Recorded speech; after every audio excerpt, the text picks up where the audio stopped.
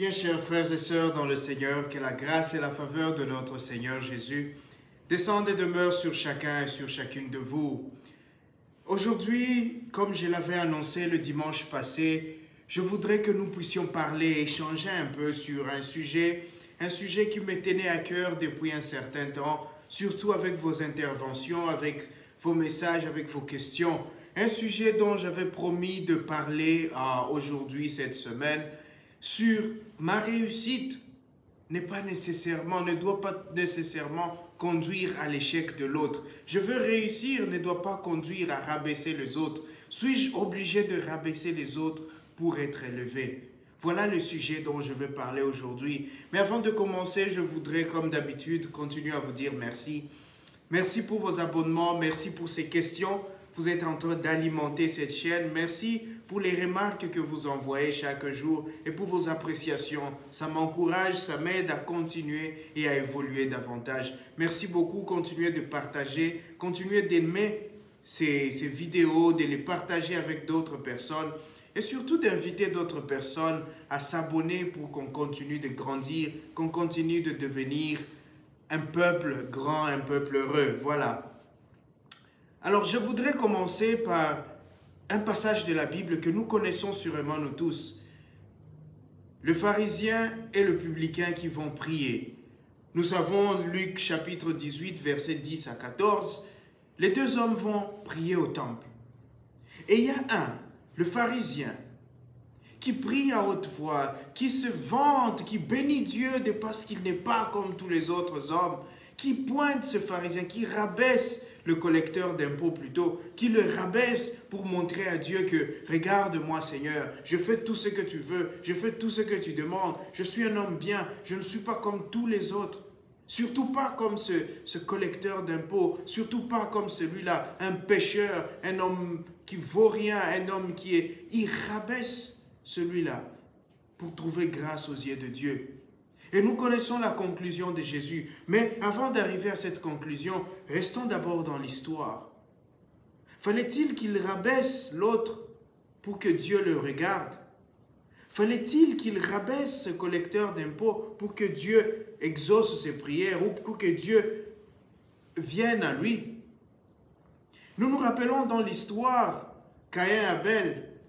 Fallait-il que Caïn tue Abel pour que Dieu reçoive aussi ses offrandes? Qu'est-ce qu'il gagnait à tuer son frère? Est-ce qu'après l'avoir tué, Dieu a exaucé ses prières, Dieu a accueilli ses offrandes?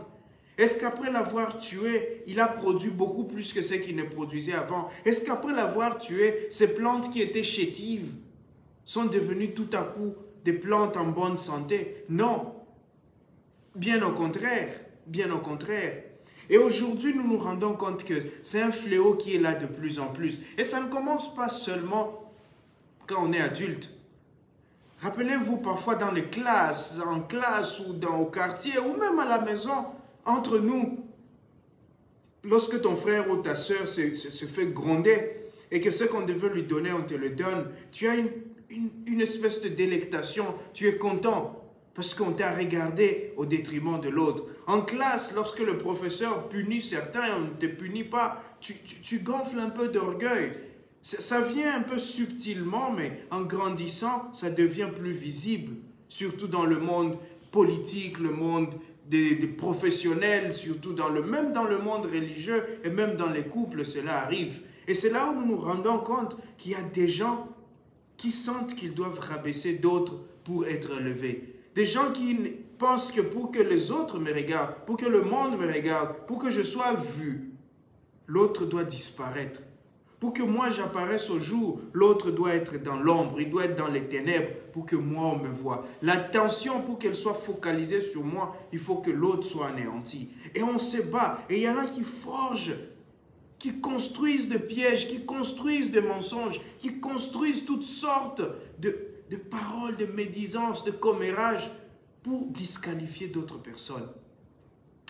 Cela, je réfléchissais, je priais et surtout en prenant ce passage de Saint Luc, cela vient de deux choses essentiellement. Vous pourriez m'aider à ajouter d'autres que vous constatez dans vos vies parce que nous le vivons chaque jour. Nous vivons chaque jour des situations où lorsque tu ouvres la bouche, on dit, oh, non, celui-là, il ne faut même pas le regarder. Tout ce qu'il dit là, non, c'est pas ça. Ou bien tu es toujours constamment en train de contredire l'autre pour faire ressentir qu'il est bête, pour faire ressentir qu'il n'est pas intelligent. Ou chaque fois que ta femme doit parler, tu la rabroues pour montrer aux autres que c'est toi l'homme, c'est toi le monsieur de la maison. Ou chaque fois que quelqu'un, ton mari parle, tu hausses le ton pour lui montrer que c'est moi qui amène l'argent, c'est moi qui travaille dans cette maison. Donc tu les rabaisses pour que l'attention soit sur toi. Mais pourquoi on fait ça? Pourquoi cela nous arrive? Comme je disais, j'ai 2 raisons. Et peut-être vous pourriez m'aider à ajouter d'autres raisons. La première raison que j'ai trouvée à cela, c'est les comparaisons. Les personnes qui vivent dans des comparaisons malsaines tombent dans ces situations-là. Les personnes qui se comparent toujours aux autres. Les personnes qui veulent être toujours comme d'autres. Les personnes qui ne sentent jamais qu'elles sont à leur place, qu'elles sont en elles-mêmes une valeur, tomberont toujours dans le rabaissement de l'autre pour l'élévation de soi. La comparaison, nous la vivons chaque jour, c'est naturel à nous. Lorsque j'entre dans une classe, lorsque j'entre dans un endroit où il y a beaucoup de gens, je regarde, je scanne le milieu et je retrouve où est-ce que je veux m'asseoir. Je ne veux pas m'asseoir avec telle personne, elle ne me plaît pas. Avec celle-là, c'est une antipathie comme ça, naturelle, je ne l'aime pas et je ne veux pas m'asseoir là-bas.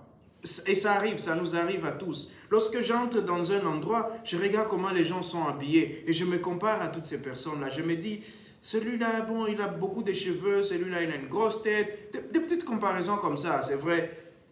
Et dans les milieux professionnels, c'est ça aussi. La compétition vient de cela. Je me compare aux autres. Quand la comparaison est saine, elle pousse à la compétition, à la croissance. Elle pousse à une émulation. Mais quand elle est malsaine, elle devient complexe. Soit un complexe d'infériorité, et on devient médisant pour rabaisser l'autre, pour qu'on soit un peu élevé. Soit un complexe de supériorité, et on devient orgueilleux, on enfonce les autres pour qu'on reste seul en surface. Et donc, la première chose, je vais dire, c'est les comparaisons malsaines. Et si nous voulons lutter contre ce fait que on est toujours tenté de rabaisser les autres pour qu'on soit élevé, pour qu'on soit vu, arrêtons de nous comparer aux autres. Compare-toi d'abord à toi-même. Réfléchis, vois que tu es une valeur. Tu as été créé à l'image et à la ressemblance de Dieu. Peu importe qui tu es, peu importe ce que tu fais. Parfois, on pense que celui-là qui a une voiture ou celui-là qui a tel travail, il est mieux que moi. Ou bien celui qui travaille dans un bureau est mieux que moi qui suis un mécanicien. Ou celui qui, je ne sais pas, il est prêtre, il est mieux que moi qui suis un laïc ou une laïque. Non. Celui qui est au couvent, il est mieux que celui qui est dans un foyer. Non. Chacun de nous a une valeur intrinsèque. Chacun de nous a été créé unique et spécial aux yeux de Dieu. Et donc, si j'arrête d'abord de me comparer aux autres, si j'essaie de construire à l'intérieur de moi, si j'essaie de construire ce que j'ai de meilleur, alors ces comparaisons-là, je vais les laisser. Alors, je veux faire un effort de toujours me dépasser, de toujours dépasser le point que moi-même j'ai atteint. Si je suis mécanicien, je veux faire un effort d'être le meilleur des mécaniciens. Si je suis une femme de ménage, je veux faire le meilleur pour être la meilleure des femmes de ménage. Si je suis, je ne sais pas moi, un enseignant, je veux faire le mieux pour être un bon enseignant. Si je suis une femme mariée, je veux être la meilleure des épouses. Un mari, le meilleur des époux. Et donc, si j'entre dans cette sorte de comparaison, alors je n'aurai pas besoin de rabaisser des autres. Si j'entre dans cette forme de compétition avec moi-même pour me dépasser chaque jour, pour me surpasser chaque jour, alors je ne vais pas passer mon temps à me comparer à d'autres personnes, à me dire que cette personne-là, elle parle bien. Et nous voyons toutes ces choses. Tu vas donner demain à l'autre le poison, demain tu vas amener à la sorcellerie, demain tu vas envoyer des personnes pour la tuer. Pourquoi? Parce que tu penses que celle-là est mieux que moi. Tu penses que ce que cette personne a et que je n'ai pas, je préfère que nous tous on mange cela. Quand tu tues cette personne, tu ne deviens pas elle. Si tu étais jaloux d'une personne, tu te comparais à une personne qui parle mieux que toi et tu es devenu jaloux ou jalouse. Quand tu tues cette personne, est-ce que tu commences à bien parler? Non. Quelqu'un qui avait de l'argent, qui a travaillé pour avoir son argent, tu te compares à lui, tu regardes, bon, moi j'ai un pantalon tous les 6 mois, lui il change de pantalon chaque jour, eh bien il faut le tuer. Quand tu le tues, est-ce que ça te permet d'acheter des pantalons chaque jour? Non. Tu restes pauvre, tu gardes ton pantalon les 6 mois. Rien n'est... Quelle valeur cela apporte à ta vie? Zéro. Mais au contraire, si tu dis, je travaillerai moi aussi, je ferai un effort moi aussi, je dois aimer d'abord ce pantalon que j'ai, et puis je vais gagner un autre. Et puis je vais aller le voir pour lui demander, mon frère, comment tu fais? Est-ce que tu peux m'aider à trouver moi aussi un chemin? Est-ce que tu peux m'aider à trouver des voies et moyens? La deuxième chose, pour ne pas être très long, c'est l'estime de soi. Beaucoup parmi nous se rabaissent à tel point que lorsqu'elles regardent d'autres personnes, elles commencent à avoir de la jalousie qui grandit, qui devient de la rancœur, puis devient de la haine. Et tu te sens obligé d'aller faire du mal à l'autre. L'estime de soi, c'est cette capacité à reconnaître que soi-même, on a quelque chose à offrir. Qu'on est riche de quelque chose que personne d'autre n'a.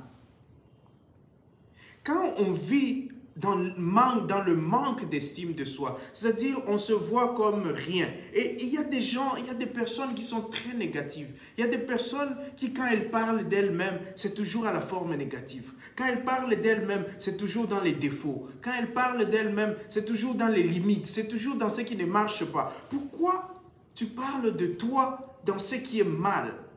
Pourquoi tu te délectes dans ce qui n'est pas bien? Pourquoi tu parles de toi dans des antivaleurs? Regarde ce que tu as de mieux. Regarde ce que tu peux offrir. Vous arrivez dans un groupe, vous êtes des amis. L'un a amené l'argent pour acheter la nourriture, la boisson. L'autre a amené la musique. L'autre a amené, je ne sais pas, d'autres amis pour passer le temps ensemble. Et toi, tu es venu. Tu n'as pas d'argent. Ok. Tu n'as pas des instruments de musique. D'accord. Tu n'es pas une personne très relationnelle pour emmener d'autres personnes dans le groupe. C'est vrai. Mais qu'est-ce que tu peux apporter au groupe? Quelle est ta valeur intérieure? Qu'est-ce que tu as? Quelle richesse tu as à l'intérieur? Regarde ça. Cherche ce que tu as à l'intérieur. Et tu ne seras pas obligé de commencer à développer la jalousie, de commencer à chercher à aller faire des commérages. Parce que quand tu vois ça, ton intention, c'est d'aller dire, oh, vous savez, il fait ça parce qu'il veut se faire voir. Il fait ça parce qu'il veut qu'on l'admire. Il fait ça parce que derrière cet argent, il a volé ça. Derrière l'argent, là, c'est pas pour lui. Il est parti chercher. Ah, il s'habille bien comme ça, il va prendre les habits chez d'autres personnes. Ah, tu vois, ma femme, elle dit toujours ça parce que, bon, elle veut se faire voir ou elle veut plaire à d'autres personnes. Et tu développes cette rancœur, tu développes cette jalousie, tu développes de la haine. Et pourtant, tu pouvais faire autrement. Et pourtant, tu pouvais être mieux. Parce que Dieu t'a créé pour être mieux. Dieu, en te créant, il t'a donné quelque chose que personne d'autre n'a. Dieu t'a donné une richesse que personne d'autre n'a. Tu es précieux à ses yeux. Tu es précieux aux yeux de Dieu. Et donc, tu dois réfléchir, te regarder, revenir à l'intérieur et me dire, qu'est-ce que j'ai de spécial? Chaque fois que tu penses à un de tes défauts, pense à une de tes qualités. Chaque fois que tu penses à une de tes limites, pense à quelque chose que tu as fait de grand dans la vie. Parce que sinon, tu perds cette estime de toi-même. Et chaque fois que tu es dans un groupe, tu vas être isolé, tu vas être dans un coin, tu vas être là en train de murmurer, en train de mentionner des choses. Et c'est là où le diable entre, c'est là où Satan entre et il commence à te pointer des gens. Il te dit, celui-là, regarde comment il est orgueilleux, regarde comment il parle bien, regarde comment il est bien coiffé, regarde comment il est heureux. Il faut l'éliminer. Il t'empêche d'être vu. À cause de lui, les gens ne te regardent pas. À cause de lui, ce n'est pas à cause de lui, c'est d'abord à cause de toi. Toi-même, tu n'arrives pas à estimer ta propre valeur. Toi-même, tu n'arrives pas à te donner du prix. Toi-même, tu n'arrives pas à te valoriser. Qui est-ce qui va le faire à ta place? Et alors, on arrive alors à la conclusion. On arrive alors au point où, comme les gens demandent comme les gens demandaient à Jean-Baptiste, Que devons-nous faire? Que dois-tu faire? La première chose à faire, c'est construire à l'intérieur de toi. La première chose à faire, c'est te bâtir un monde intérieur. De regarder le Seigneur et de faire chaque jour un effort, de voir quelle merveille tu es aux yeux de Dieu, de voir combien tu vaux pour le Seigneur, de te dépasser toi-même, de faire un effort d'être meilleur chaque jour par rapport à toi d'abord. Réfléchis, pensez-y. Et si vous avez d'autres éléments, si vous avez d'autres points qui font en sorte que chaque jour, on cherche à rabaisser d'autres pour être élevés, prière de me les envoyer, prière de nous les partager et nous continuerons aussi à discuter et à partager. Si vous avez des remarques, prière de les partager pour que l'ensemble du peuple de Dieu soit aussi instruit. Mais je nous rappelle que si nous voulons être heureux, que si nous voulons être des personnes épanouies, commençons par construire nos cœurs. Commençons par construire à l'intérieur. Tu ne peux donner que ce que tu as. Si c'est vide, tu vas donner le vide. Si c'est des limites, tu vas donner les limites. Si c'est la rancune, tu vas donner la rancune. Mais si tu as construit la paix et la joie, si tu as construit la santé intérieure, si tu as construit la tolérance et le sourire, c'est cela que tu vas donner. Que le Seigneur nous donne cette grâce d'être des personnes remplies de lui à l'intérieur, d'être des personnes remplies de son esprit, pour qu'en donnant cet esprit, le monde puisse se transformer, pour qu'on diminue la haine dans le monde, qu'on diminue les calomnies dans le monde, les commérages. Que le Seigneur nous donne cette grâce aujourd'hui et tous les jours. Amen.